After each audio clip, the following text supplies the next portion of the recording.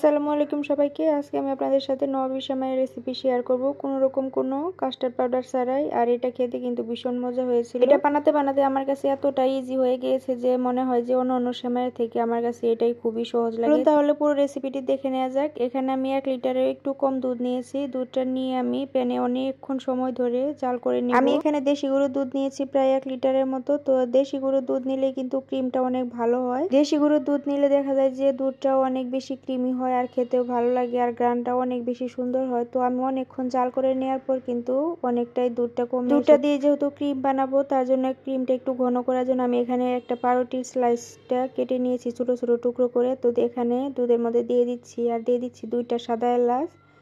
এখন দিয়ে দিচ্ছি এখানে 1 চামচ কর্নফ্লাওয়ার দিয়ে ভালোভাবে মিশিয়ে নিচ্ছি। আর কর্নফ্লাওয়ার দেওয়ার পর কিন্তু সময় নেওয়া যাবে না, এখানে অনবরত নেড়ে যেতে হবে, তাহলে দানাদার ভাবটা থাকবে না। তো আমি অনেকক্ষণ সময় নিয়ে এটা নাড়িয়ে নিয়েছি। মিষ্টির জন্য দিয়ে দিচ্ছি এখানে কনডেন্স মিল্ক। তো কনডেন্স মিল্কের পরিমাণটা আমি একটু বেশি দিচ্ছি, আমি যেহেতু এখানে কোনো চিনি দিব না তার জন্য পরিমাণ মতো কনডেন্স মিল্ক দিয়ে দিয়েছি। মিষ্টি খাবারে আপনি চাইলে হালকা একটু লবণও দিতে পারেন, তো আমি হালকা একটু লবণ দিয়েছি। দিয়ে অনেকক্ষণ সময় নিয়ে নাড়িয়ে নিচ্ছি। আমার কাছে মনে হলো খুন্তি দিয়ে নাড়তে নাড়তে এটার মধ্যে দানাদার ভাব থেকে যায়, তার জন্য আমি ডিম মিক্স করার যে হ্যান্ডউইচ ছিল সেটা দিয়ে আমি ভালোভাবে নাড়িয়ে নিয়েছি। আর এই তো দানাদার ভাবটা কিন্তু চলে গেছে। এইভাবে অনবরত নাড়ার পর দেখতেই পাচ্ছেন এখানে ক্রিমি টেক্সচার চলে আসছে। আর বেশিক্ষণ আমি এখানে জাল করব না। আর এটা চুলা থেকে নামিয়ে রাখার পর কিন্তু আরো বেশি ঘন হয়ে যায়। তো এই পর্যায়ে আমি এখন চুলা থেকে নামিয়ে এখানে দিয়ে দিচ্ছি কিশমিশ আর বাদাম দিয়ে আমি একটু ঘি দিয়ে ভালোভাবে ভেজে নেব। আমার কাছে নবাবী সেমাইটা বানানো খুবই সহজ মনে হয়, কারণ আমি এর আগে অনেকবার বানিয়েছি। তো দেখতেই পাচ্ছেন এবার আমার কিশমিশটা ভালোভাবে ভাজা হয়ে গেছে। এখন আমি প্যানে দিয়েছি পরিমাণ মতো সেমাইটার মধ্যে অল্প একটু ঘি দিয়ে দিয়েছি। আর এবার আমি লো আঁচে এটাকে সময় নিয়ে ভেজে নেব।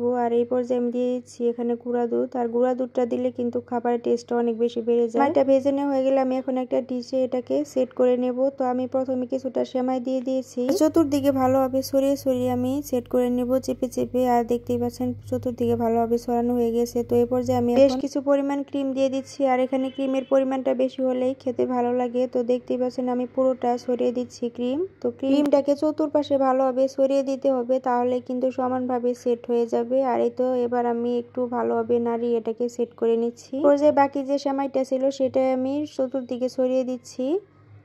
তো ভালোভাবে চতুর্দিকে ছড়িয়ে দেওয়া হয়ে গেলে এখন আমি কিশমিশ আর বাদামটা উপর দিয়ে দিয়ে দিব জাস্ট ডেকোরেশনের জন্য। এখানে কিশমিশ বাদাম না দিলেও চলে, যারা খেতে পছন্দ করে তারা অবশ্যই দিবে। সেমাইটা যেহেতু একটু শুকনা শুকনা টাইপের থাকে, তো এখানে বাদাম আর কিশমিশটা কিন্তু অনেক বেশি ভালো যায়। আমার হাতে এর নবাবী সেমাইটা খেতে এতটাই মজা হয়, আমার হাজবেন্ড 2 দিন পর পরই বায়না ধরে এই সেমাইটা রেডি করার জন্য। তো যারা যারা কাস্টার্ড পাউডার দিয়ে খেতে পারে না তারা কিন্তু এভাবে পাউরুটি স্লাইস কেটে নিয়ে দুধটা ক্রিমি করে নিতে পারে। ভিডিওটি একটু হলে ভালো লাগতে থাকলে প্লিজ লাইক, কমেন্ট এবং শেয়ার দিয়ে আমার পাশেই থাকবেন।